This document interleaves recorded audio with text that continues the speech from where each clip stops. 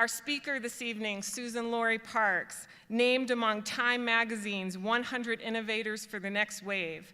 Suzan-Lori Parks is one of the most acclaimed playwrights in American drama today. She is the first African-American woman to receive the Pulitzer Prize in Drama and is a MacArthur Genius Award recipient. She's been awarded grants by the National Endowment for the Arts, Rockefeller Foundation, Ford Foundation of New York. The list of awards is long. It is now my privilege, though, to introduce Mr. Jannetta for a few words.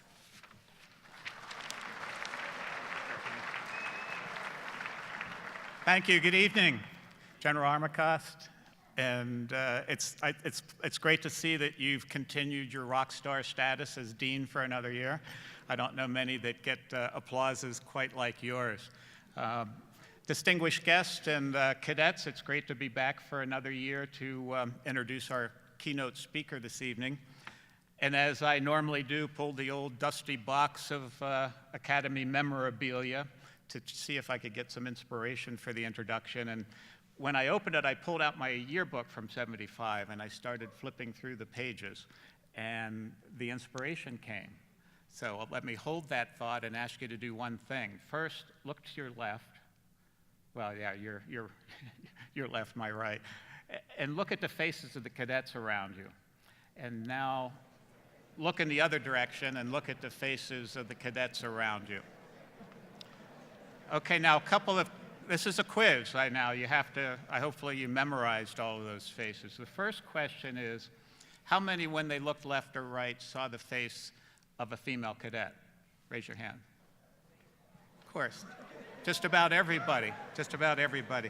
Now that makes perfect sense, because when I checked the statistics on the class of 19, I guess it is, 2019, a full quarter are women. And that's pretty impressive, because when I had my yearbook in hand and flipped through it, something that jumped out at me was, hey, it's all guys. There weren't any women in the yearbook. And it struck me that when I sat out in this auditorium back in 1975, the year I graduated, and looked around when there was a cadet wing assembly, there were 0 female faces. And today, you can walk down the terrazzo and salute the superintendent of the academy, who happens to be a woman, or the commandant, well, the prior soup, or a commandant of cadets, or a department chair.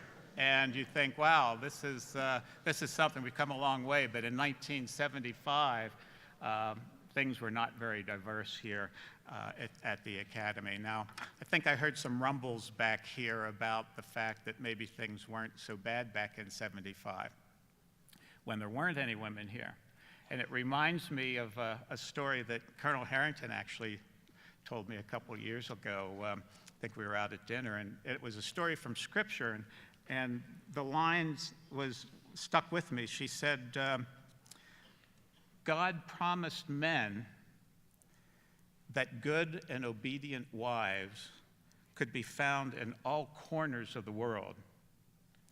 Then God, she created a round earth, and she laughed, and she laughed, and she laughed. Now, I think the women got that one. But not so much the guys, I guess. It takes a few minutes to sink in. The second question, when you looked left and you looked right, how many saw a cadet face that might be a racial or ethnic minority? Raise your hand. Again, just about everybody. Again, I'll make the point, in the class of 2019 this year, about a third of the class, or over 400, identify as racial or ethnic minorities. Now, that demographic was not available. Google failed me. I couldn't find those numbers for my graduating class back in 1975. But what I did do was flip through that yearbook again and looked at the graduating class. And as I flipped and counted and flipped and counted, when I got to the end, I realized that when I graduated in 1975, there were 14 African-American cadets in my graduating class. We were not very diverse back in 1975. But things have changed, and we've come a long way, as they say, and it's very important that we have. And to quote and paraphrase perhaps General Severia's remarks in a speech that he gave here last year, I guess it was, today's leaders we prepare must be able to understand ideas, languages, and customs that span the continents and the cultures as they never have before. Now, for some, that's an uncomfortable thought, but what's so wonderful about the arts is that the arts provide us with a major way to grapple with uncomfortable things. And that's why it's so important to hear artists such as, I've gotten to know SLP, Suzan-Lori tonight. Now, you've heard about some of her accomplishments. Now, if truth be told, Suzan-Lori actually wanted to be a scientist. And her high school English teacher said, look, Suzan-Lori, you can't spell, so you can't be a writer. And she actually told her to study anything she wanted to, just don't study English. Now, Susan was very accomplished in physics and in chemistry, and she really thought that she would be a rocket scientist someday. And that was until she read Virginia Woolf's To the Lighthouse, a novel that Suzan-Lori said pulled her out of the science lab and into the literature lab. Now, there's no way we can know what amazing tweaks to the space-time continuum Suzan-Lori might have accomplished had she stayed in the science lab, but we can certainly be very grateful for the significant accomplishments she's already made and will continue to make in the literature lab. So please join me in a rousing cadet welcome for Suzan-Lori Parks. Susan?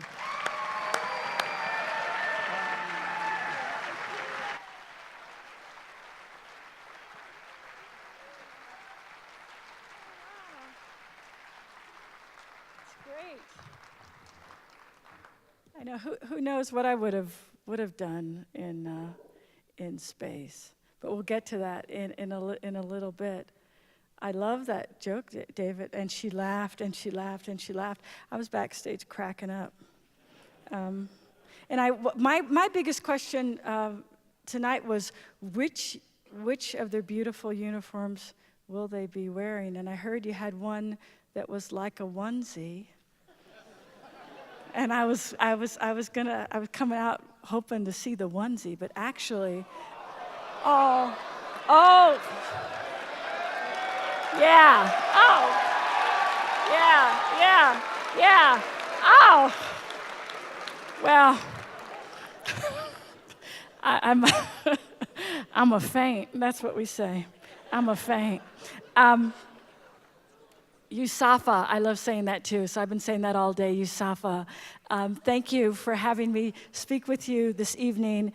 I'm very pleased to be giving the David L. Jannetta Distinguished Lecture on War, Literature, and the Arts. Now, I have never been in the service, but I grew up as an Army brat.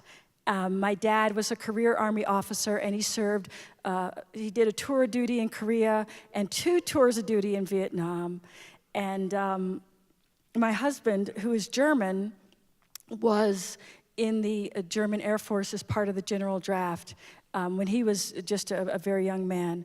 So I have a lot of respect for people who are in the service, for families of those people who are in the service, and for professors and all the support staff supporting people who are in the service. So I look into your faces and I think of my awesome, awesome dad who, while he was a tank commander, which is very different from the cool stuff that you guys do, I have a lot of love for you guys. Now, just so you know, in case you don't know, I'm an artist. And so I'm outing myself. And so FYI, this lecture at first is going to seem very much off the beaten path at first glance, because I'm going to give you 1 million suggestions tonight. 1 million. I'm sorry, hydrate. And that might be one of them, hydrate. But no, I've got 1 million suggestions for you. Now, getting through 1,000,000 suggestions is going to require that I make some sounds. Now, any of you who are sound sensitive or haven't yet ruined your ears from listening to your beats or what have you, you might want to, and when I do this, you might want to just, protect your ears a little bit because I'm going to make a little bit of noise.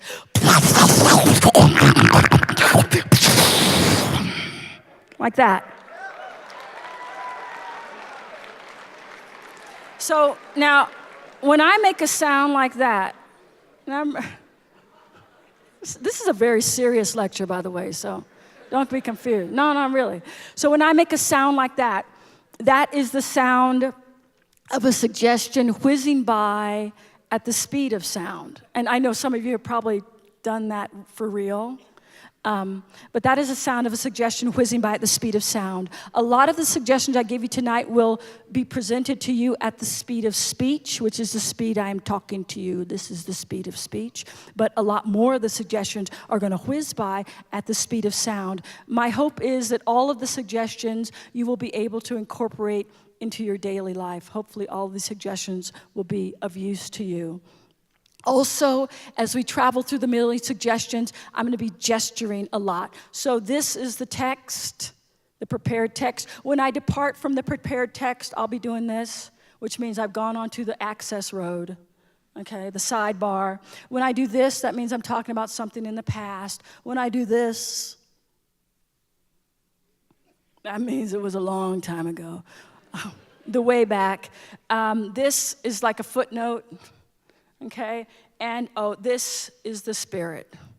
Okay, and for me, in my experience as a writer, the Spirit always seems to present itself from the left, my left.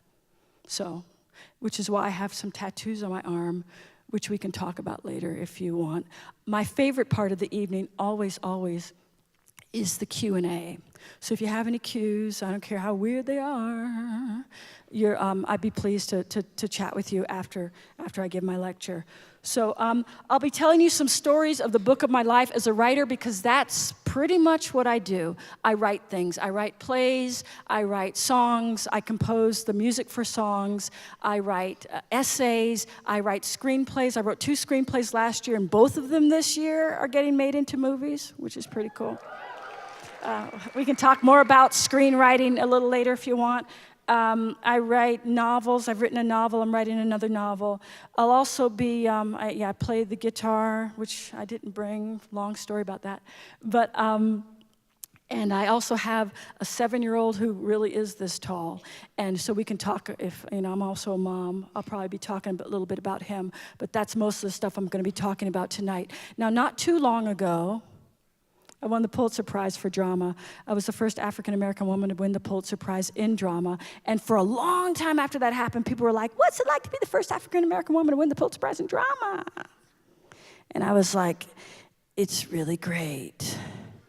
It's really, really great. And, I say that, and it's funny. It's really, really great. But also, it's very humbling because I know that all of us stand on the shoulders of giants, right? We're all where we are today because somebody before us did a lot of work paving the road, whoever we are, wherever we came from, right?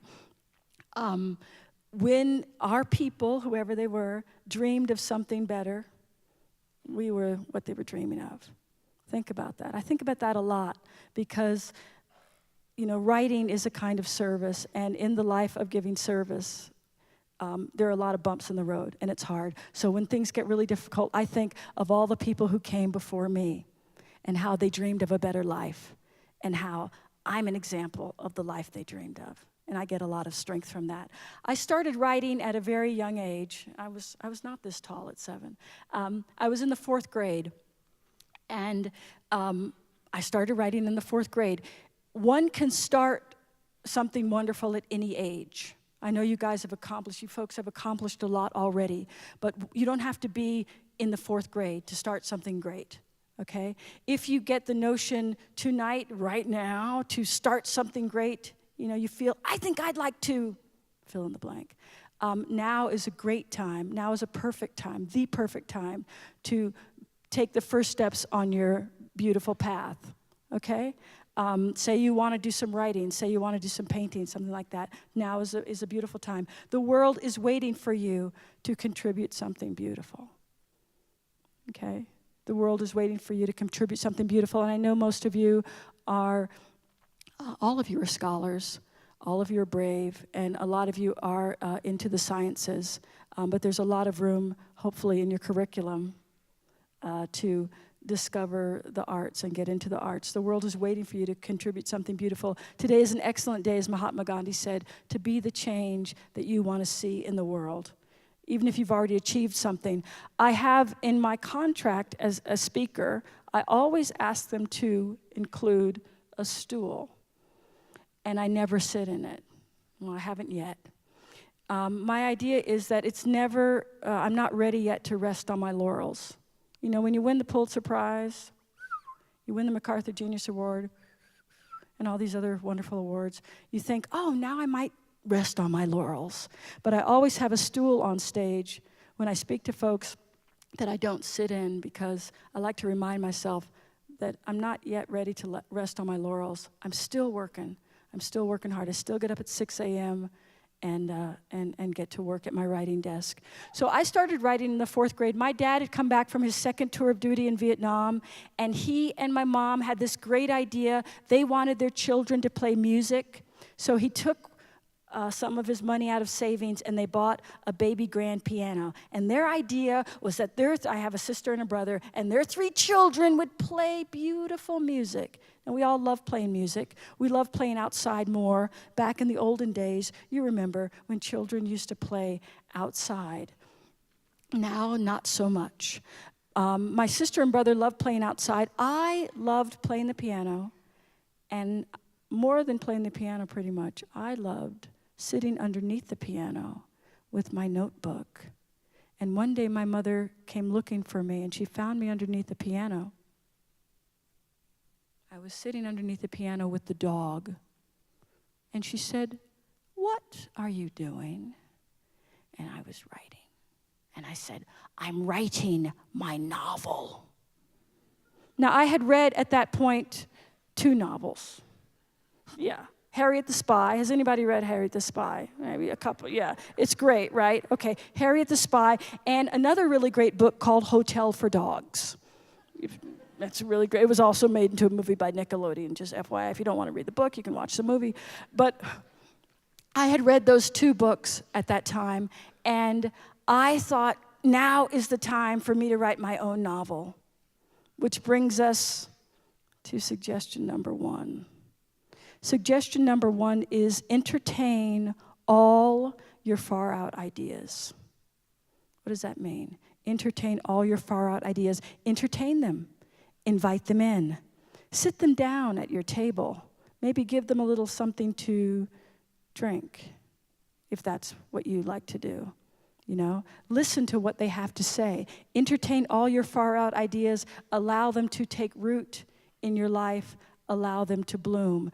Every wonderful thing I've ever written, probably every wonderful thing I've ever done, has come from entertaining a far-out idea. And that literally means taking a chance outside of your comfort zone. Right? Okay? Every single thing, top dog, underdog, deciding, yes, I'd like to become a mom. Every single beautiful thing, meeting my husband, everything I've done has come from taking a step or 2 or 3 outside of my comfort zone, okay? So there I was in the 4th grade. I started to write. Then what did I do? I stuck with it, right? A lot of grit, a lot of determination, a lot of resilience. Just because I'm standing up in front of you guys tonight, you folks tonight, doesn't mean like the road was smooth. The road was not smooth. The road was very, very, well, it was blessed, but it was certainly not without stress. And like David told you earlier, I was an AP English student. They still have AP English in high school? They got AP English, right? Where you can take a class, right? They have, yeah? It's kind of, they probably call it like better than AP English now or something. Or AP English 2.0 or something. Right? Okay, so college prep, right? So I was in the college prep English class in high school, and I was all excited, and I could write great essays. They were very imaginative. And back then, well, I was a lousy speller. Let's just be honest. What's your tolerance for what my dad used to call off-color language? Okay, all right. I'm just asking. I was a shitty speller, yo. I was shitty. I sucked. I sucked big time. I could not spell. Now, this was way back in the olden days when nobody had a personal computer, right? And way back in these olden days, you've heard of BC, BC. This was BSC. This was before spell check. Long ago, when dinosaurs roamed the earth and I went to high school, we didn't have spell check. And the teachers would measure the students' intelligence by, if you were a good speller, you were smart. If you were not so good, you were not so smart, right? So every Monday, my wonderful English teacher, I loved English, she would give us a list of words and tell us, okay, you have a test on Friday. Like we didn't know after the first 3 weeks. But anyway, yeah, okay, so we would prepare. I would study really hard. Be like, my forehead would be doing this. Every Friday would come around, and Friday begins with F for a reason. Yeah. No matter how hard I tried, I would fail the spelling test. It was very traumatic. At the end of the school year, I had gotten into Mount Holyoke College, fortunately, because, of course, I overcompensated, right? Because I was getting these Fs every Friday in my English class. I wrote great essays. I did great in chemistry class, and all my other classes I was doing really well. So I managed to get into Mount Holyoke College. My SATs were really good. But my English teacher sat me down in her office and said, so she had that conversation you have before you go on to college? And she had an overbite, so she talked like this. So she said, well, Miss Parks, I'm so proud of you. You got into Mount Holyoke College. What are you going to study at Mount Holyoke College? And I said, well, I'm going to study writing because I want to be a writer. And she said, well, that's very interesting. She opened her big ass, now that I know you guys like these words, yeah, she opened her big ass grade book. It was like filled with dust, the dust was coming off, and she was like Dickens or something, and she would look across, find your name, and go,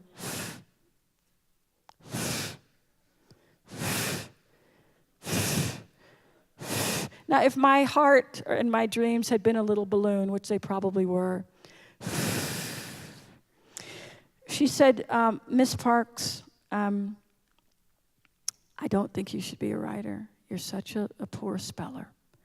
And I was brought up, my dad was a career Army officer, I was brought up to say to folks in authority, yes, ma'am. So I said to her, yes, ma'am. In my back pocket, she didn't know that I was really good in science, as David told you. Really good in science. So what was I going to do? I was just going to become the first black woman in space. I had it all figured out. Luckily, Dr. Jemison did that already. She went on to do that, so phew, I didn't have to prove myself there. But I decided that I would go to college and study chemistry, because why not? Because I was really good in it.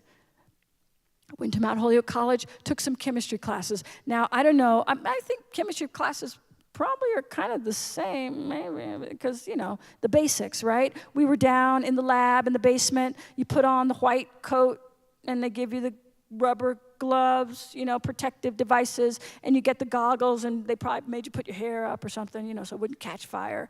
And you stand there titrating or something, I can't remember what that was, and you pour one substance from a beaker into a test tube and then back again, and maybe it explodes, I'm not sure, but we did that for months, and I was doing this and saying, oh my God, this is what it must feel like to be dying. Not because chemistry's not cool, chemistry is very cool, but if you don't have it in your heart, if it's just something you got in your back pocket, that's what it feels like to be dying. So fortunately, Mount Holyoke had requirements. So like if you're a declared chemistry major, they still make you take other classes. Do they do that? Do they force you? They force you. Yeah, oh, good. They force you. Well, be wary. You might fall in love with something that you didn't know you were really in love with. They forced me into the English department. And I was like, I was over it. It's like dating, when someone like disses you and does you wrong, and then they call you up and they go, come on, let's hang out. And you're like, no, I'm over you. I was over English. I was so over English. But I had to take the class anyway. And in that class, they made us read Virginia Woolf, and they made us read To the Lighthouse. Has anybody read To the Lighthouse? No. Somebody, are you just scratching? You're just scratching. You kind of read at it. You passages of it, the good parts, right? I mean, because there's some great passages. No, I'm not gonna. Yeah, no, I hear you. Could anybody explain the book to me? You could? You got a hit on it? Yeah, I'm waiting. I've been waiting for like 80 years, yo. It's like, it will be fine, it won't be fine. Are you gonna really tell me? No. No, I ask everything. Correct me if I'm wrong. It will be fine, it won't be fine. Will we go to the lighthouse? Perhaps we won't go to the lighthouse. I'll knit socks for the lighthouse keeper's son. The war comes, Ms. Ramsey, one of the lead characters, dies. Lily Briscoe finishes her painting. Huh? Is that how it happens? Oh, spoiler alert? Oh, it's okay. We'll talk about spoiler alerts in the Q&A because there's a whole theory I have about spoiler alerts. Sidebar. Greek tragedy. Have you ever read any Greek tragedy? No. Greek tragedy, sidebar. Greek tragedy, in my opinion, and again, I didn't go to grad school for theater, so I'm just making this shit up as I go along, but in my opinion, Greek tragedy was founded on the idea of subverting spoiler alerts, because everyone in the audience in the Greek theater knew the story, yo. So they were watching something where they knew the ending and they knew how it went down, and yet the drama was brilliant and beautiful and very satisfying. So just put that in there with all the other beautiful things that are going on. Okay, so yeah. So Ms. Ramsey dies. Lily Briscoe finishes her painting and they get to the lighthouse. Anyway, so that's To the Lighthouse. Did I understand the novel? No, not really. Did I write a brilliant paper on it? No, not at all. Not at all. But I did fall in love with it. I fell completely in love with that novel. I don't know why. I think it was the sound of the Spirit that was calling me. And I turned back toward literature. I felt like I was a flower. Heliotropism, where flowers turn toward the sun. And I felt like To the Lighthouse, Virginia Woolf's novel, helped me remember myself, literally put my body back together. That's one of the beautiful things that literature can do. It can remind you of who you are. It can reset you on your path, and that's what her beautiful novel did for me. So this brings us, strangely enough, to suggestion number 2. How are we ever going to get there? Sometimes someone you have a lot of respect for, who loves you, right, gives you some advice that does not jive with what's going on inside you. When that happens, say no to their advice, right? It could save you time, okay? When you know in your heart that they're telling you something that is just not right. Right, we're developing the ability to, even in an environment, like a structured environment, like USAFA, right? You still have your own ideas. And it's important to keep those ideas alive and perhaps lay them alongside of what your brilliant professors and officers are instructing you. And if that doesn't make any sense, just forget that. what I just said, okay? Sometimes someone gives you some advice that is inappropriate, deeply inappropriate. And when that happens, say no to their advice. Okay, and I think something else more wonderful will open up. There's a great yoga teacher, Adil Pakivala. Again, I do a lot of yoga. And this yoga teacher says, you don't want to put your ladder up against the wall and climb up that ladder only to find out that you've propped your ladder up against the wrong wall. How do we figure out what's the right wall and what's the wrong wall? How do we figure out right from wrong, especially these days?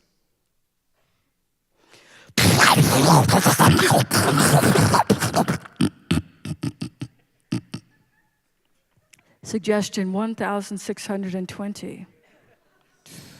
Practice listening.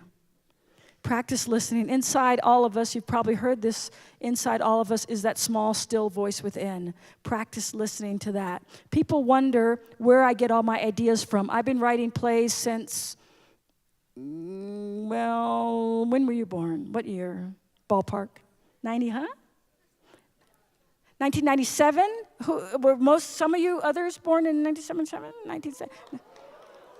97, 96, Napahamba, haha. Okay, so wind that back 10 years into the 80s, into the dark ages of the 80s. And so I've been writing plays since the early, mid-80s, okay?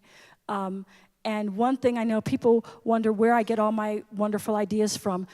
Most of them, I get most of my ideas from listening to that small, still voice within. Okay, the spirit, the thing greater than us, however you want to define it, is always speaking to us, always. And listening in is one way of listening to that. Here's an example of a far out idea. I was once in Nantucket in a canoe with a friend.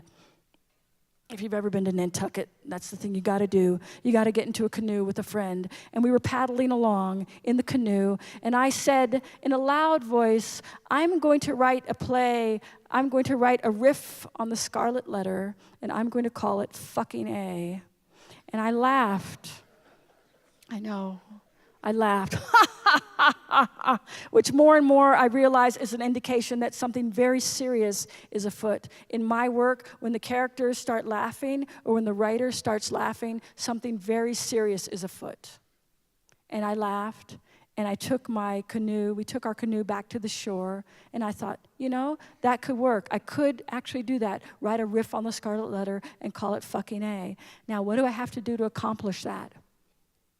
Oh, yes, I have to read the Scarlet Letter.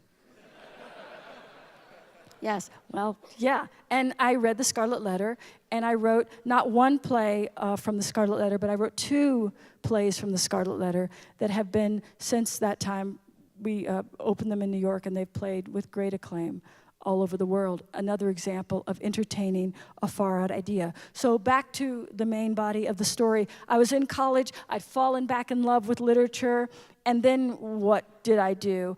I took some writing classes, took some creative writing classes. And what I realized is that I had to develop a practice, an inner practice, which was not dependent on anybody.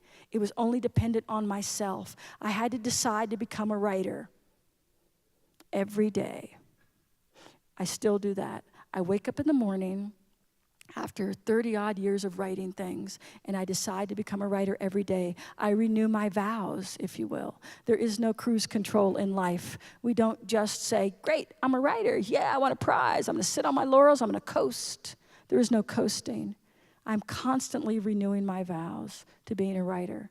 And it doesn't matter. You can insert any profession in that blank. If you want to be a great student, if you want to be a great flyer, pilot, if you want to be a great mom, if you want to be a great spouse, anything, you have to renew your vows to your craft, to your calling, every single day.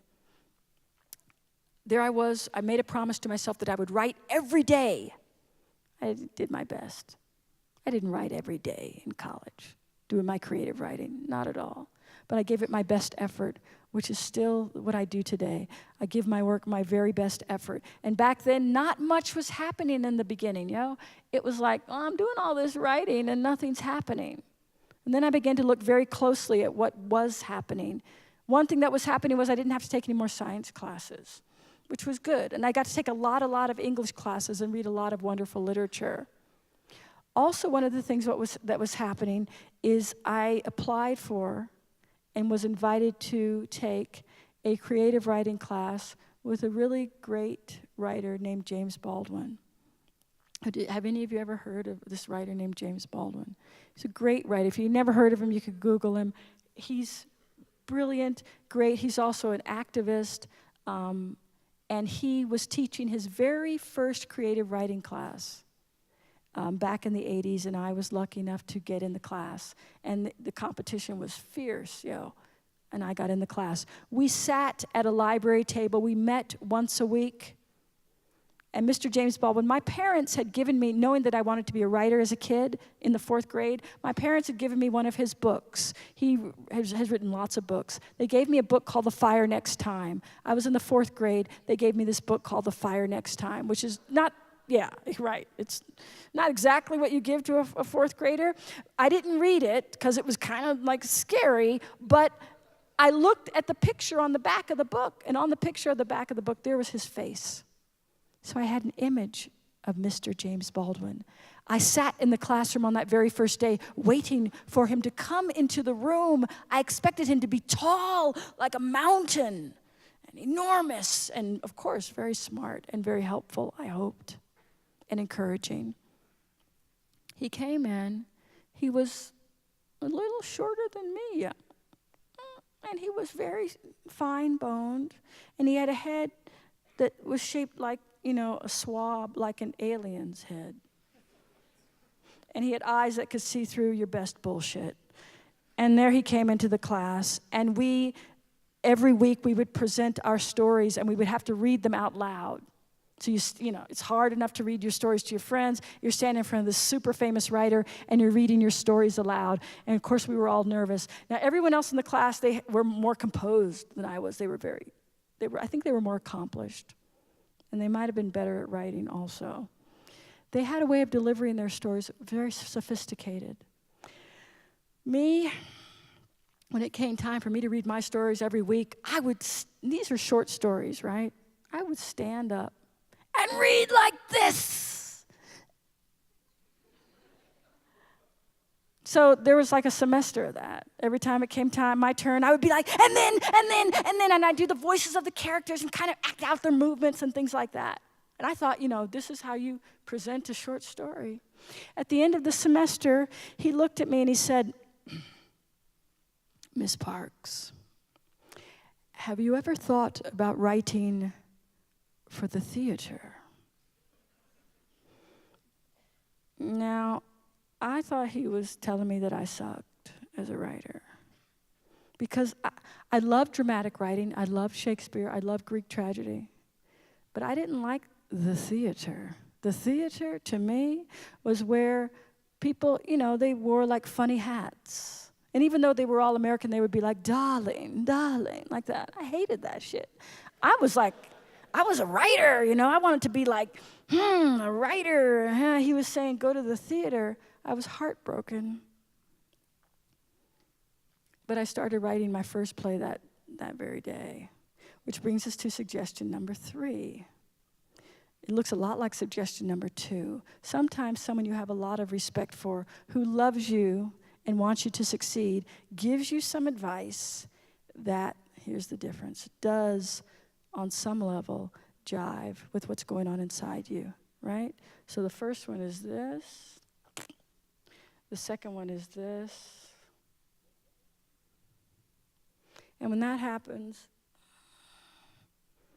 take their advice, right? I started writing my very first play on that day.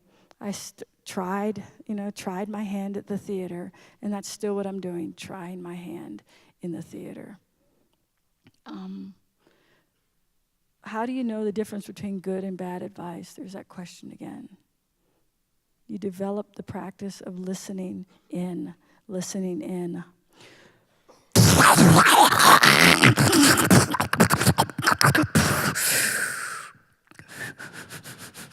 Suggestion number 1, 2, 3, 4. Your breath is your divine voice. Take some time every day to listen to it. Even if you only have 30 seconds a day, take some time to listen to your voice. Does anybody other than me out here have a meditation practice? Anybody? I mean, yeah. One is the loneliest number. Maybe somebody over there, maybe. Oh, yes. All right, good. Okay, some people, great. It's, you know, the best thing about meditation, it's free. Doesn't cost nothing. It's not religious. It's just about you sitting, preferably. You can also do walking meditation if you're into that. You sit, you turn on a timer, not your phone, but a timer like a kitchen timer. 5 minutes, first thing in the morning, and you just sit and breathe, and you can close your eyes if you want. Thoughts come racing through your head. It's okay, right?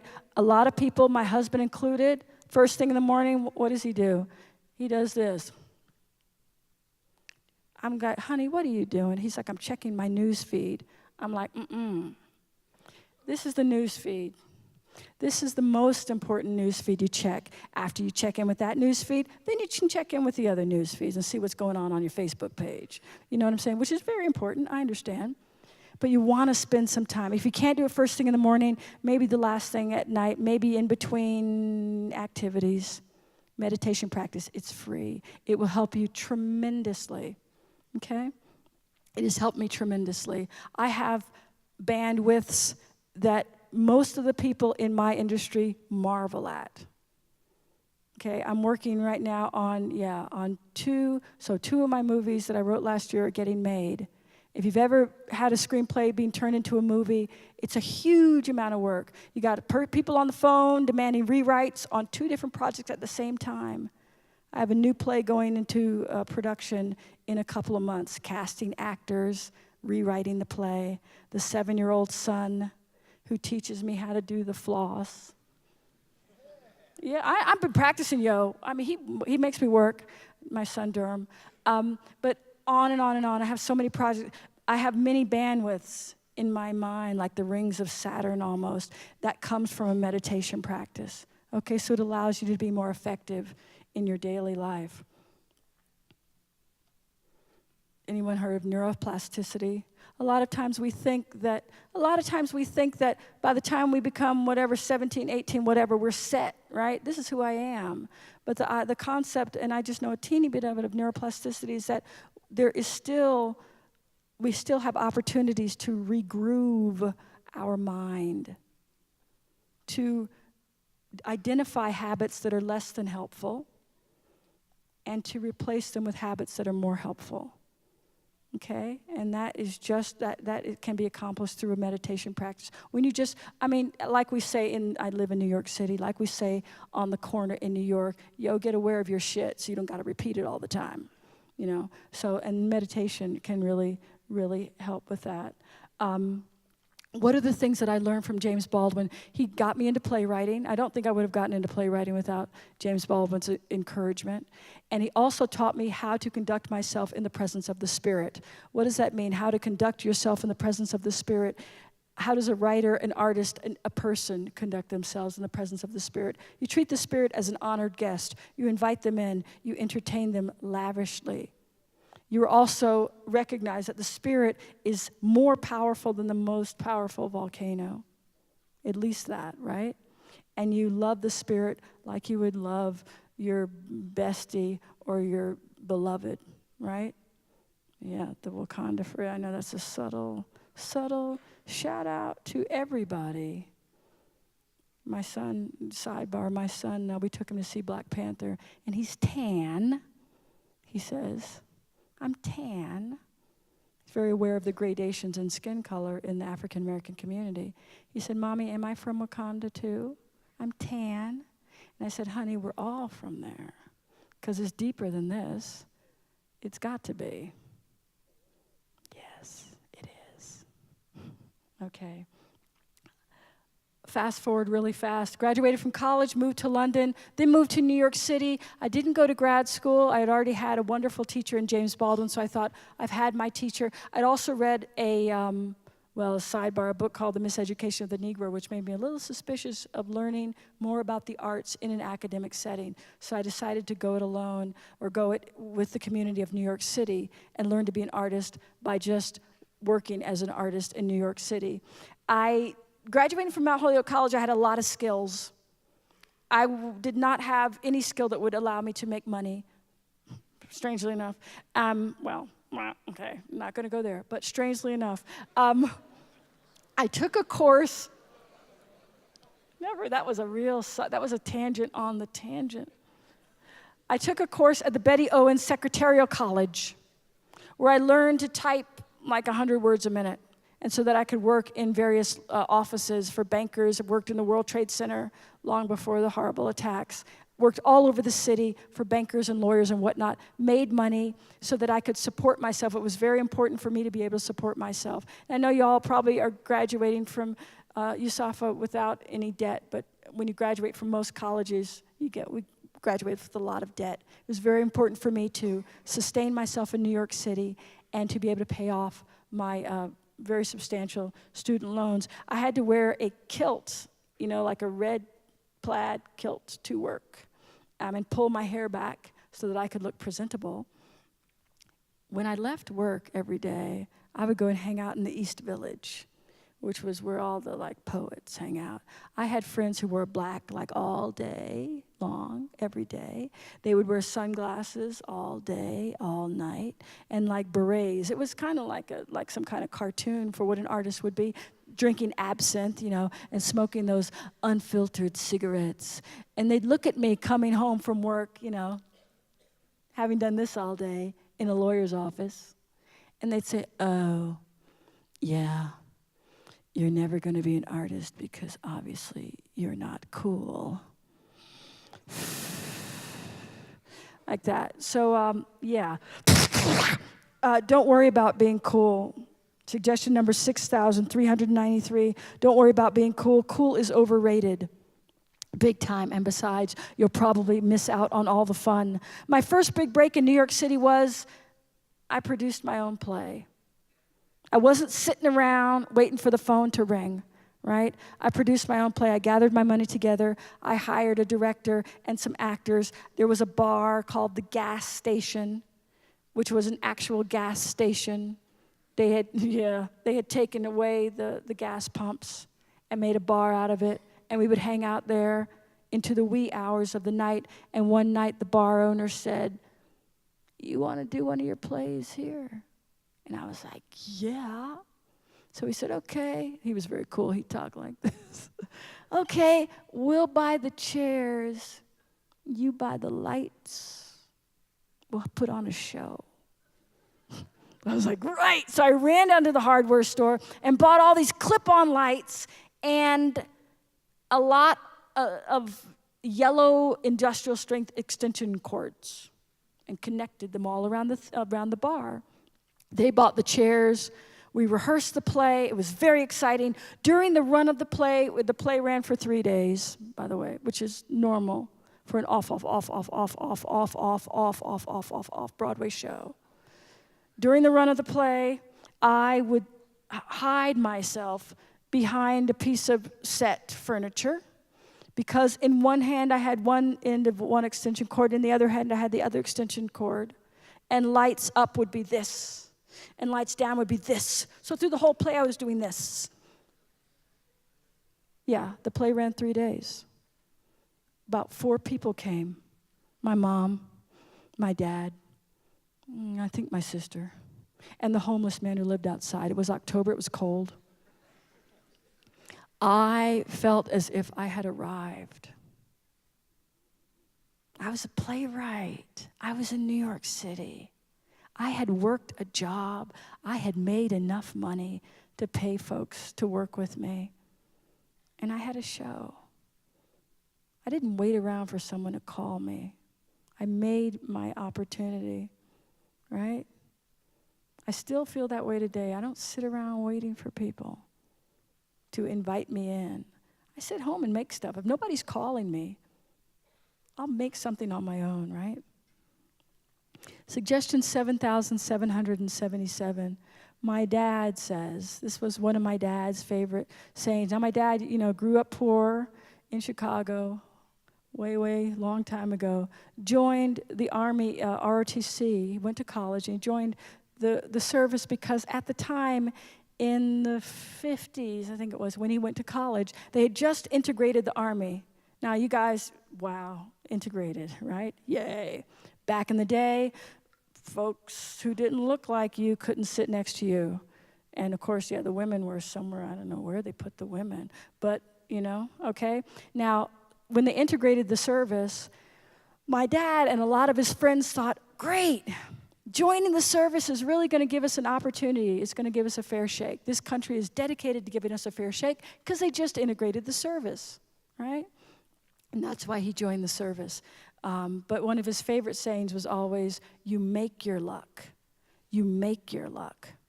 Okay? Suggestion number 68, you must do the thing that you think you cannot do. You must do the thing that you think you cannot do. I think Eleanor Roosevelt, the great Eleanor Roosevelt, said that. Now, I've been asked to speak about war, literature, and the arts. I've never been to war, which this day and age I think is a kind of luxury, right? That people like me haven't had to go to places like that. Of all the neighborhoods and Army bases that we lived on, and sometimes we didn't live on an Army base, but all the places that Dad got reassigned, none of them were like those war zone neighborhoods, So I've never had that kind of experience. If you figure that it was hard for me, because I became a writer, so if you figure it must have been hard for her to make friends, you're right. Very hard. Wasn't good at making friends. But what I used to do in high school is every lunch I'd go to the library and I'd make friends with the books. Books will never let you down. Going to the library and eating my lunch in my lap, sneaking it in the library, was much more pleasant than sitting by myself in the lunchroom. And that was my entire growing up, pretty much. I became a writer, so it turned out all right, But I always had the feeling, being around books, that the Great Spirit was always singing. And you can feel that in the books, The Great Spirit is always singing. I feel like my life is a song, and I honestly feel like everybody's life is a song, and all of our lives have this recurring theme, at least one recurring theme. One of my early recurring themes was that my dad would go away to war, and luxury, again, he would come home. Go away to war, and luxury, lucky us, he'd come home. That's a recurring theme in a big part of my life.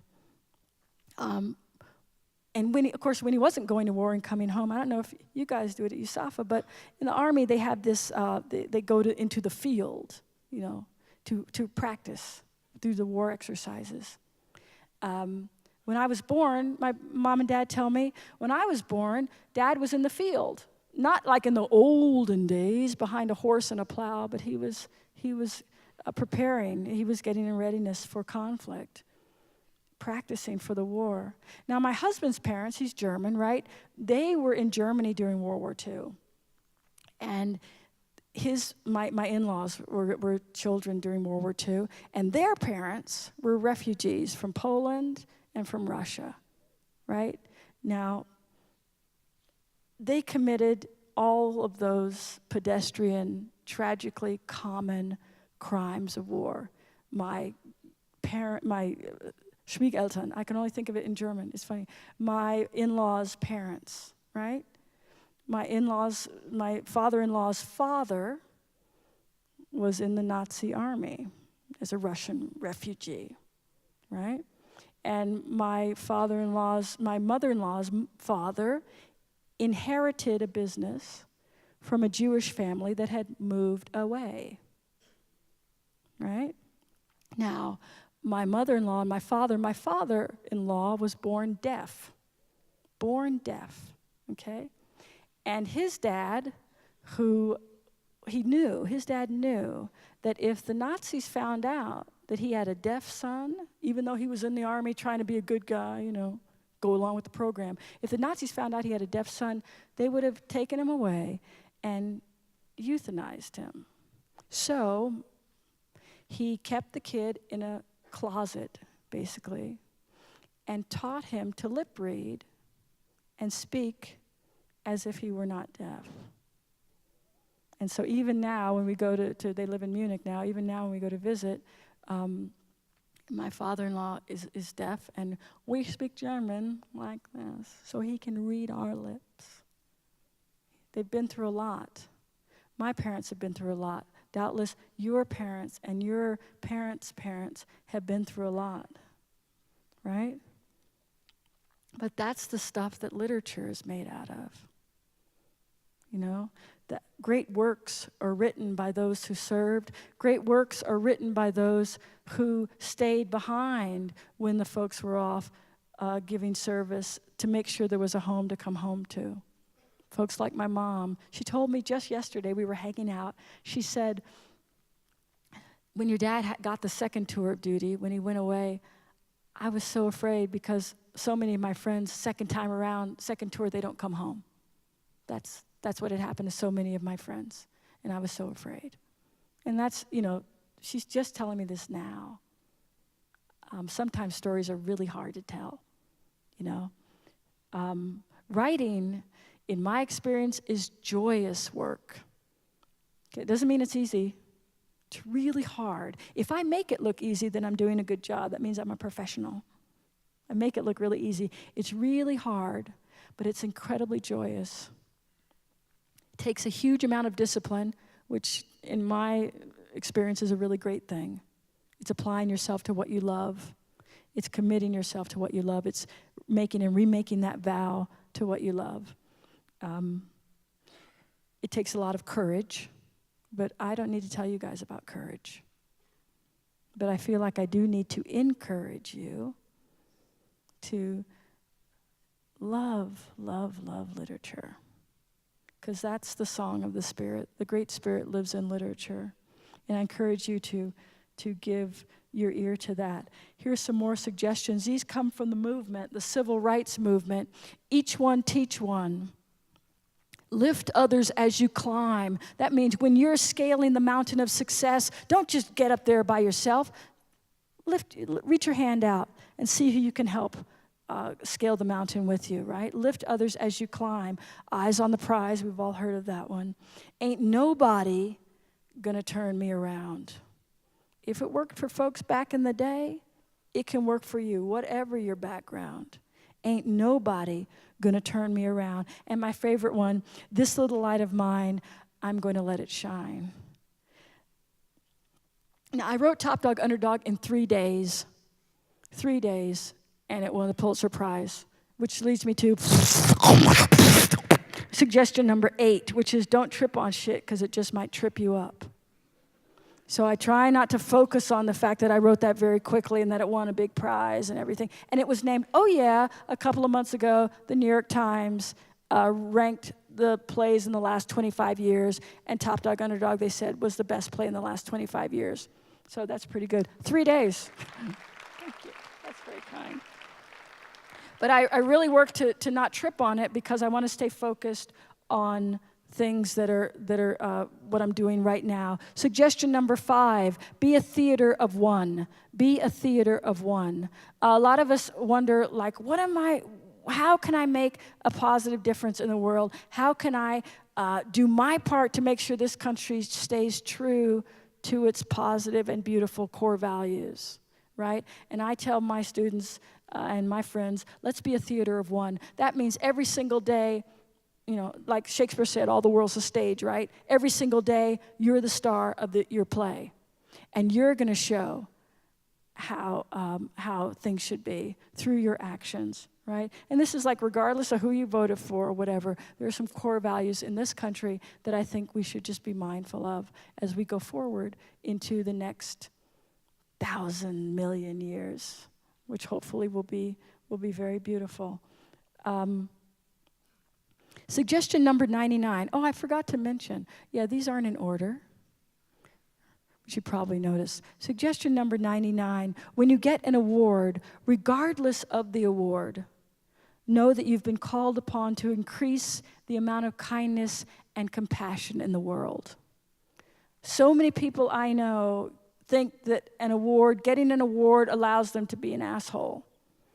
It's exactly the opposite. The fine print of your award says you have been called upon to show compassion and my parents used to say all the time, you are the ambassador of your race. Because a lot of times we were the only black folks for miles. We lived in Germany, back in the day. Weren't a lot of black folks. You are the ambassador of your race. And I take that these days to mean I am an ambassador of the human race. So I've just taken it one step further. But know that you've been called upon to increase the compassion in the world. And if you're here right now, know that you are prized. You are prized to have made it this far. Imagine, think way back.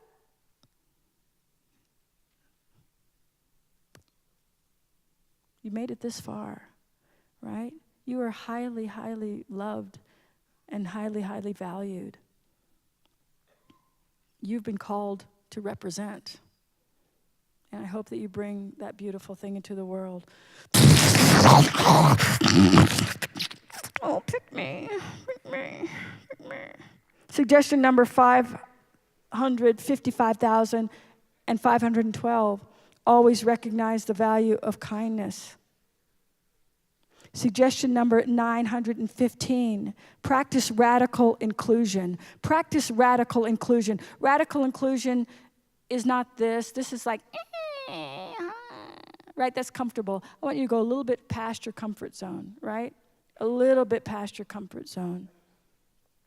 And this gesture I reserve for people who are not like me. It's a spiritual practice, right? Sometimes I just practice it in front of the television.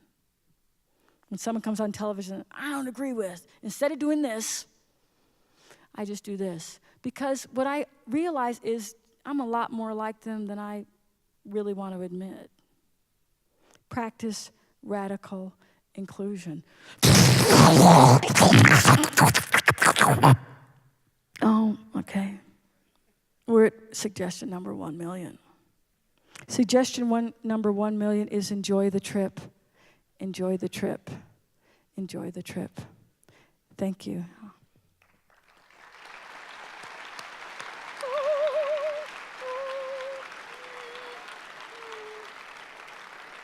I'll take your questions. I will take your questions. Does anybody have a question? I hear you're very courageous. There's some microphones in the aisles.